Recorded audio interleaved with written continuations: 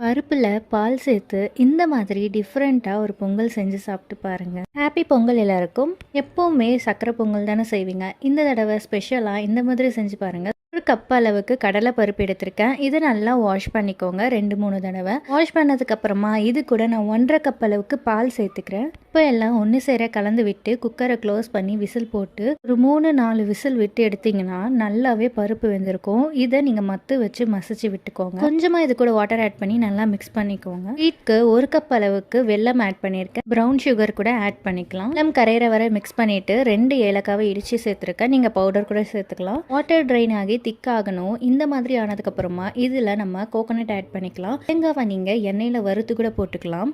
இதுல ஜிஆர்பி நெய் ஆட் பண்ணியிருக்கேன். நல்லா வாசமா இருக்கும். இவ்வளவுதான் பருப்பு பொங்கல் ரெடி. கிட்ட மில்க் பவுடர் இல்ல, மில்க் பவுடர் இருந்துச்சுன்னா இன்னும் சூப்பரா இருந்திருக்கும். ஆனா மில்க் பவுடர் ஆப்ஷனல் தான். இந்த மாதிரி சூப்பரா யார் உங்களுக்கு செஞ்சு தரவங்களோ அவங்களுக்கு அனுப்பி செஞ்சு தான் கேளுங்க. சூப்பரா இருக்கும். ட்ரை பண்ணி பாருங்க.